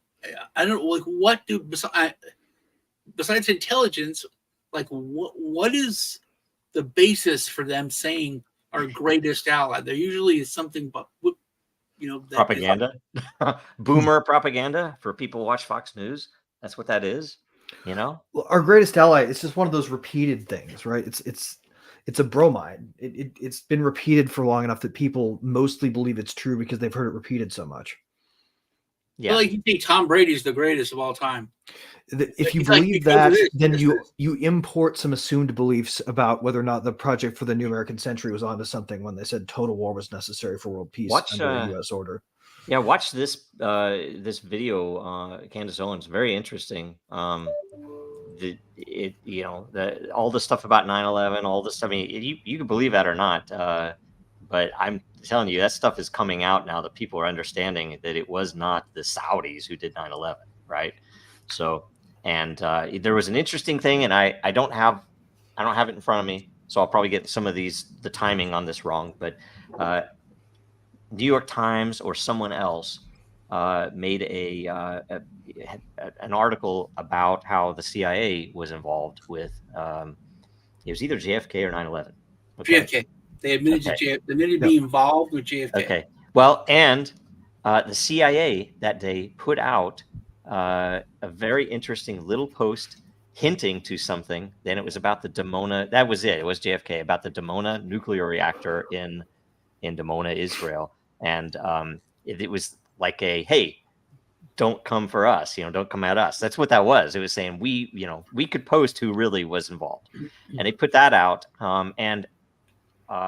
Why did Trump And you can look at Judge Napolitano talking about this, that Trump didn't put out the JFK files because if you saw it, you wouldn't either. And so everybody knows, and everybody's trying to say it's CIA or something else. And I'm like, I'm sure the CIA knew about it. I'm sure the FBI knew about it. And there's probably some pretty frank talk about when they invented the conspiracy theory smear as a good way to smear people who are actually trying to tell the truth. Look at every conspiracy theory written about in the general press and New York Times bestsellers, right? And there's only one. Really? There's only one missing. There's only one missing, and it's the one that they don't want you to read. I have an interview with Johnny B that I did like last week, and I told him that it's an invented term, conspiracy theorist. It's like bad, but every police officer in the world is by definition a conspiracy theorist, especially any detective. Conspiracy is two people working together to commit a crime. It's a crime. You can get charged. You're charged with conspiracy. It's an actual crime here in the U.S. You go to court, you're charged with it. So there's just one definition, right? But by definition, every police officer is a conspiracy theorist. You have to have three, right? Three or more, right? Anyway, well, no, you have to have one primary actor and one facilitator to have a conspiracy, or you have to have three facilitators of an incomplete act or more. Like I have a question for y'all about a current event that the comedy thing where the two Nazi guys are like, hey man. Oh yeah, are we the baddies? Are we the baddies? Yeah. Right. So I'm watching, and granted, it's that Tommy guy from Britain, and I talked to Lisa about this. There's this huge gathering. I don't want to say it's a protest. It was this huge gathering in London, like over 100,000 people, and he's on stage, and he said, I'm going to show you some pictures. And I watched it many, many different ways to make sure it wasn't doctored. And I want you to be loud and tell me how you feel. And he showed Hillary Clinton. And it was like, boo, boo. He showed Nancy Pelosi. And he showed several other of our politics, none were British, right? Or EU. And then he showed Trump. Everybody's like, yeah. And then they all started chanting Trump, Trump, Trump in a British accent. And then he says, we need you, Trump. We need you, the United States. This is the most important election in the history of the world. It's not just your country. It's a Western civilization, and we're all going to fall. And anyway, saying all this stuff, and I thought, oh my God, is this globalism? And are we doing it this way? Are we sneakily making the global government by going the conservative route? Well, it's definitely co-opted. Trump is definitely owned. There's no doubt in my mind at all about that. He took $100 million from Adelson and the same people that paid him to free the Israeli spy the last round. So what did we get of Trump's promises? We didn't get shit. We got an Israeli spy freed. We got a bunch of rappers freed. We did get fast mode on dishwashers, and we got shower heads that are not measured by or measuring their flow rate using all the heads combined. That did happen. That was good. You know what we got? No, hold on. You know what we got under Trump? We had a slower run to the destruction. Yeah. Of the financial. He just cooled it down. He just slows it down. The plane is going down. There's nothing we can do. He was able to pull up on the stick a little bit. That's all I'm The mountain is still looming by, and coming by faster. design. That's what they want him for. They want him in now to cool it down so that all the right wingers who haven't completely awakened from the little bubble. When you reframe your brain, and you start rethinking everything through the lens of it's a mafia cartel regime, it changes your perspective on everything. Yep. And then it gets to the point where it's so vile and it's so warmongering and destructive. And remember, I used to be one of those Republican hawks that's like, we need to be in Iraq. Let's fight over there so we don't have to fight here. I was one of those. I get it. Yeah. And now when you reframe your brain and you see that it's a mafia state, it's a cartel state. And what do they want? They want war. Like you look at this. Well, they're going to treat. Here's the thing: never let a good emergency go to waste, right? Yeah. Okay. So if you want to know what Trump brought us, he brought us world peace. We did have world peace. You know, there's that. Agreed. And his family will use him as an emergency, though. And here, you know, I'm like Mr. Second Amendment. He did not do nice things for the Second Amendment. Nope. Bump stocks. He started bump stock. And that asinine pistol brace.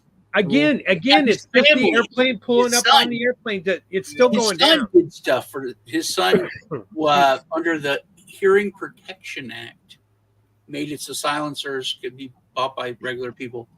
Now, the biggest thing that proves to me the government is scared and hates the Second Amendment, they're making it, some states have made it against the law for you to buy body armor to protect yourself.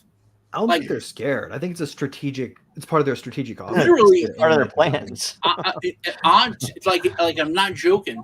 I think they realize the next phase their plan won't work. If I had kids in school, I would buy them.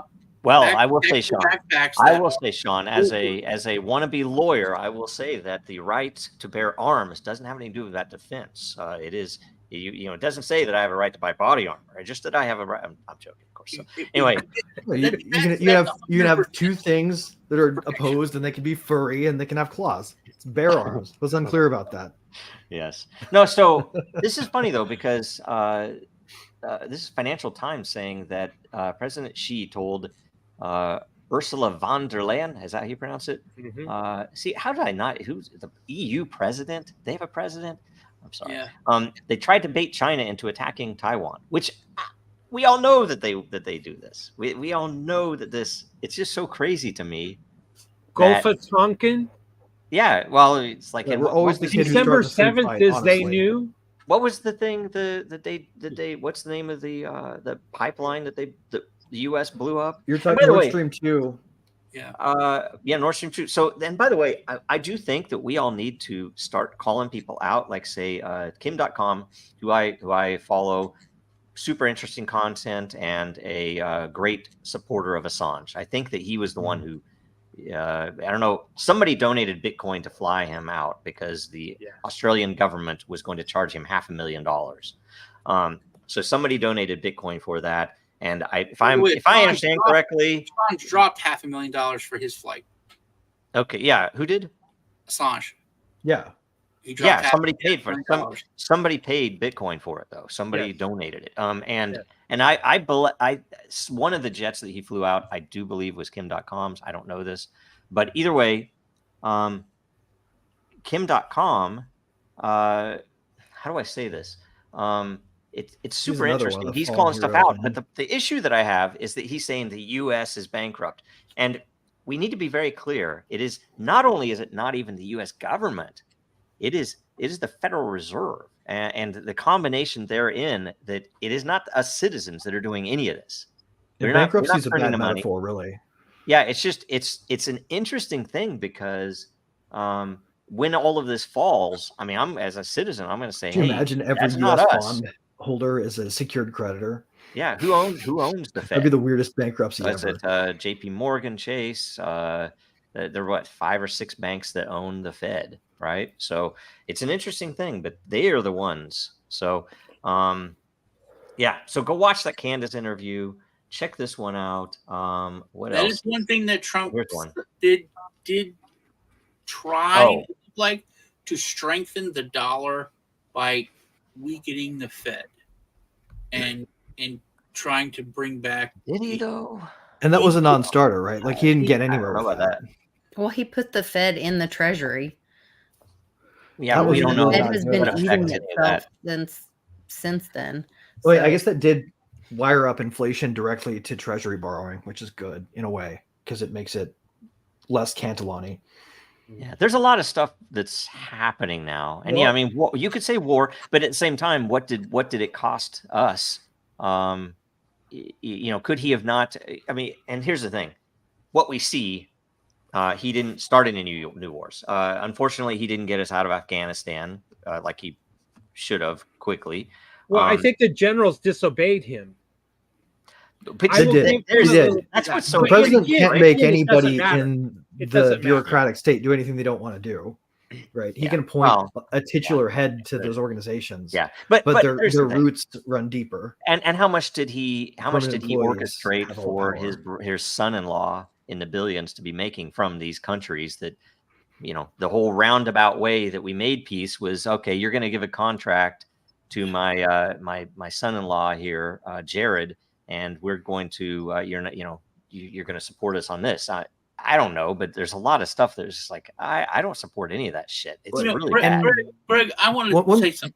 One on what you point said. I have to add on top though. I'm really disenfranchised because I used to believe what you said, and I don't believe it anymore. I believe that. Well, I got to qualify what I Hey, said who are you though talking before about? you get I my believe full the Who are you opinion. president is our king, and he can do whatever he wants because he can make it an executive order, even if it's illegal. I think that the gingivitis outbreak. They have to want to follow the order. No, you can defund him. He did try some of that. But that's the question that it finally all ends. That's the boogaloo. Shouldn't have said that word with the Nuremberg. I think the point I was trying to make is that those people are really only accountable to Congress. That we're paying attention to the wrong damn election if we really do want to make a last-ditch attempt to vote our way out of it. Well, Congress is controlled. Congress has been conquered. Congress has been no, they're not. They're not controlled. They're just a nexus of power. Government. They do the we just understand them do backwards. for a few months, and then the Supreme Court can fix it. But we live in a time where the president can do whatever he wants. It's illegal, and it'll get fixed, but not for a few months. You know, they have absolute power to do illegal things. And now even agencies that aren't them, like with the ATF and SEC, they can do whatever they want for 3 months. At least, if not more. Yeah. It depends on how long they can delay the litigation. Exactly. And if they keep doing illegal stuff, the Supreme Court's not going to be able to even get the stuff. That said, if Congress calls items them in, they'll stand on their fucking heads and lick their toes for them, right? Like, those guys will pay attention to Congress, but they won't do what the president orders unless they want to. Well, talking about Congress, there's two items I'd like to talk about. One is the Federal Reserve possibly hacked, but the second one, maybe we'll jump to that one instead. Is the Mayorkas being? Is it Mayorkas? No, it's Garland being subpoenaed and now possibly arrested if the House votes a certain way, which the Republicans have a slim margin. It's probably all part of the clown show. But anyone like to talk about that or discuss that? Because here's the rule of law. If there is law, if we have Bannon that's going to go to jail and we have Navarro already in jail, the head of the DOJ, shouldn't he's disobeying a direct order from Congress to provide. He didn't get to that level of position without knowing what he could leverage over people, and his position gives him access to a lot of leverage information. You mentioned should he go to jail just like the other two?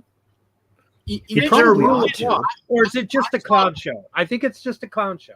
I think it is. It's a distraction, honestly. There was one congressman who they're talking about the budget. And he was talking to Mayorkas, And he said, you put in this new thing, which has never been in the budget before, that with the money that you're requesting, you can do whatever you want with. It's worded in legalese. But basically, you can give us, $20 billion to run Homeland Security, ICE, whatever, and we can do whatever we want with it. He said, you're saying here you can give it to non-government organizations. You could theoretically defund ICE. You could defund all of this just without asking Congress, without doing. Did you say defund ISIS? They should probably defund ISIS. Did you guys notice how all the cars still totally keep driving without hitting each other when those lights go off? Well, it's not the street lights. It's the surveillance cameras they're taking down. Well, the street lights are with them. The traffic signals are gone. Yeah. And the cars do not run off the road. Yeah. But the beauty is the cameras are gone. That's anarchy. The cars don't run off the road without tricks. This video has anarchy. The cars are fine. Cameras being cut down. There's one there. No, it's totally fine. In the distance. Yeah. It's amazing. I'll bet you if they left it alone, there wouldn't be any more accidents at that intersection than there were before. Here's another one. And there may be fewer. Go, I say, or whatever it is. We need to raise more money for more saw blades. Seattle to use illegal immigrants to bolster depleted police. So defund the police, but now you're going to get illegal aliens being your police. Is that interesting? Wow. It's the fall of Rome all over again, isn't it? The Tucker Carlson thing, did y'all see that? Which one? Well, he was over in Britain, and this girl basically said, you said this about white people and you're racist. And he's like, when did I say that? Cite that, or you're a liar. And he actually, he's always super calm. Oh, that's in Australia. He said, this is, I just met you and you're starting off our relationship with a lie. So it's going to be hard for us to be friends. I've never heard Tucker Carlson be as hardcore as he was with. I have that up here. I didn't get to watch it yet. You gotta watch it. It's a takedown. It's like what's that Joe Rogan that meme where there's and he goes like Yeah. Speaking of brutal takedowns, did you guys see Dave Smith take out what was his face on the vax and all that? Yeah. Yes. Oh, that was good. No, it was over ivermectin. It was a debate on Patrick David. Patrick David. Yeah. Oh, it was good. It was really good. Okay, I'm going to no holds barred brutal. It was fantastic. He did not let him off the hook. I'm going to. If you guys want to watch that right now, I have it marked. I didn't get to watch it yet. It's pretty long, but it's 5 minutes. Yeah, we don't go out on it. It's a home run. Yeah, we have time to go out on it, and then we can come back and we have to do real quick checkout. All right. Okay. So let me see here. I think I have it here. I think it has. I do believe it will have audio. If it doesn't, tell me right away. All right, and I'll try to be quiet. So much for your address today. So audio check. About immigration, and in the past you've talked about how white Australians, Americans, Europeans are being replaced by non-white immigrants in what is often referred to as the Great Replacement Theory. This is the same. Have I said that whites are being replaced? Well, no, I don't think I said that. Well, it's been mentioned on your show 4,000 times. And really, when did I say that? On your I said show, whites are being replaced. You have said that before. Really? Yeah. I would challenge you to cite that because I'm pretty sure I haven't said that. I said native-born Americans are being replaced, including blacks. Native-born Americans. Native-born Americans. And Americans who, like Black Americans, have been African Americans, have been in the United States for, in many cases, their families over 400 years, and their concerns are every bit as real and valid and alive to me as the concerns of white people whose families have been there 400 years. So I've never said that whites are being replaced. Not one time, and you can't cite it. Untrue. So we just met, but when our relationship starts with a lie, it makes it tough to be friends. So you've been lying let's about pull my that back. I'm happy to explain what I do think. So, you actually can't say it because I didn't say it, and I don't believe it, and I'm telling you that to your face. So why don't you just accept me at face value? My concern is that the people who are born in the country are the main responsibility of its leaders, and as noted earlier, when those leaders shift their concern from the people whose responsibility it is to take care of to people around the world to put their priorities above that of their own citizens, that's immoral. And they are being replaced in my country, people who are born in the United States. And the birth rate tells the whole story. They are not at replacement rate. And so the U.S. population is growing because we're importing people from other countries. And this fact is interesting. Children, and a functioning economy allows them to do that. And we don't have that. And so you need to fix the economy and fix the culture and make it so that people who want to have kids can. You don't just go for the quick sugar fix of importing new people. Like, that's my position. Trump. And if you think that's racist, that's your problem. I never called you a racist. But of course you are suggesting, and Well, I must say, one of the reasons people don't like people like you in the media is that you never say exactly what you mean. Your slurs are all by implication, and you're about to tell me the great replacement theory is racist or anti-Semitic, whatever. I've said what I've said to you right now like 100 times in public. I hope to, if I live long enough, to say it 100 more times. I think it's completely honest and real, not racist or scary. It's factually true. It's not a theory. It's a fact. And the whole point of your question was to be like, you're a scary racist. Well, I haven't. And my response is, no, I'm not. Okay, well, how about no more lying in your questions, and then I'll answer it. Okay. Well, this is the same theory, or as you say, idea, that has inspired the New York Buffalo shooting, where 11 black Americans were killed. You know what I mean? Americans were killed. Like, it's also inspired. It's not. First of all, it's inspired one of the worst Australian guys. How do they of all get time people to this shoot stupid in the media? I guess it doesn't pay well. Look, I'm sorry. I've lived among people like you for too long, and I don't mean to call you stupid. Maybe you're just pretending to be, but I'm totally against violence. I'm totally against the war in Ukraine, for example, which doubtless you support. And like all dutiful liberals, support more carnage. I don't. I hate mass shootings, actually. Nothing I said. What does it mean to inspire something? My views are not bigoted against any group. They're honest. They're factual. That's not hate. That's reality. And my views derive from my deep concern for Americans, actually. Americans aren't having kids because they can't afford to. And nobody in charge cares. And so that's my position. That doesn't inspire mass shootings. How dare you try to tie me to some lunatic who murdered people? How dare you, actually? And in fact, I mean, do you know what I mean? I'd be like, Hitler wore those shoes. A lot of people are saying that you're like Hitler. Can you explain those shoes? Hitler wore exactly the same shoes. And you're like, I've got nothing to do with Hitler. Well, that's how I feel about your absurd, disingenuous question. Right. So therefore you support gun control? What? I thought it couldn't get dumber, but it did. No, I don't support disarming law-abiding people so they can't defend themselves. So the government has a monopoly on violence? I don't think so. First of all, in my country, that's illegal, as you know. But moreover, it should be illegal in every country. A sovereign person has the right to defend himself and his family, period. And that said, I'm totally opposed to harming anyone. Are you concerned about the war in Ukraine and the countless innocents being murdered there every single day? I doubt you are. Probably Putin bad. I am. I'm a Christian. I hate violence. I hate mass shootings. I have guns at home, and often on my person when I'm in the United States, I'm proud to say, because I want to defend myself and those I love against violence. That's the point. I'm not perpetrating crimes. I'm not shooting strangers. I'm defending what I love. And if you're against that, I guess I would ask why. Why would you be against that? Well, so you don't think you harbor any kind of responsibility for these hate crimes? I'm sorry. I'm trying to be charitable. I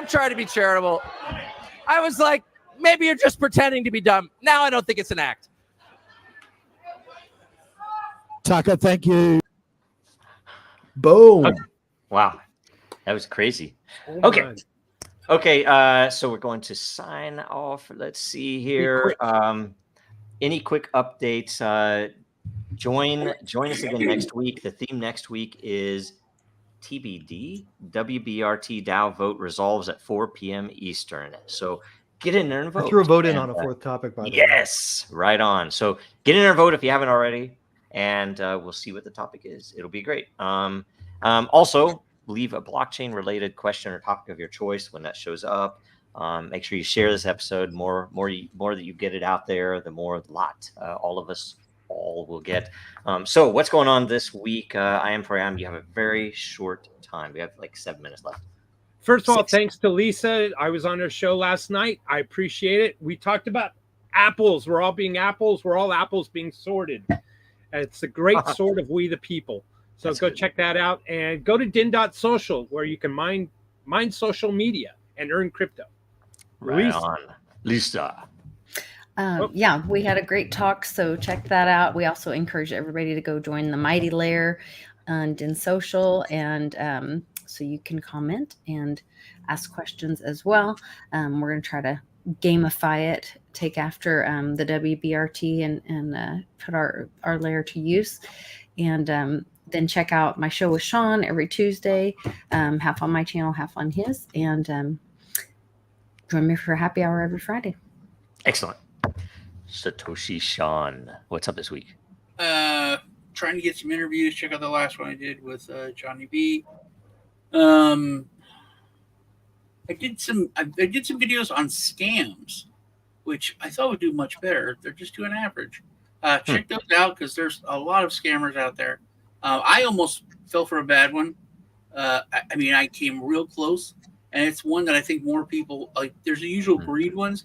This one was a really cool video game that was on earn crypto on blockchain. Just download this and try the game out. And I was like, yeah.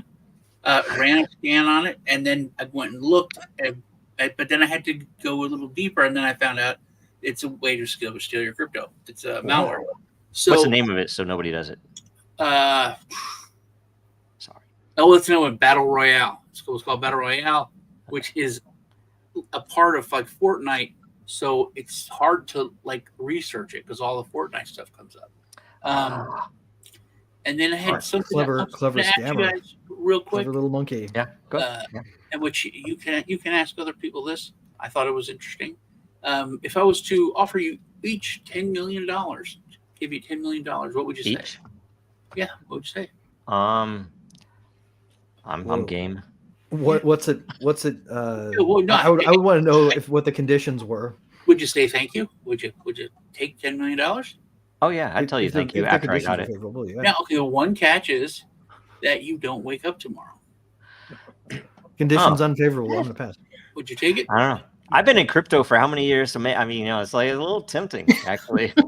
Like, maybe I'll take it. My family's more important to me. I'm like, I might take that. No, I would go into debt with you for $10 million to not die any tomorrow.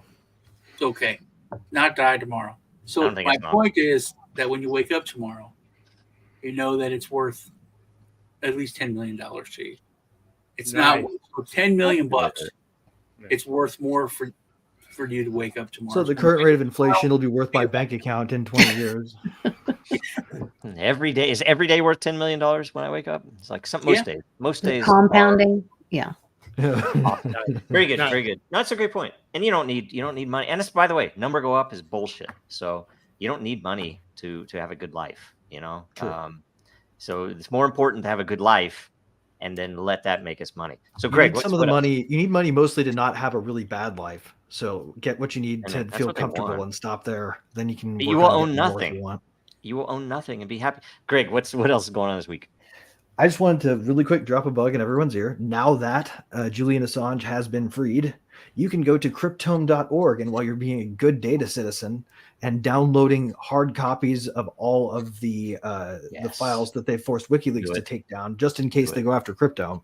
Yeah, because they will. Everybody should capture that stuff. You should check out everything else on there. It is a treasure trove of information. It's been closed since he was trapped in the embassy, and all that information is back on the web.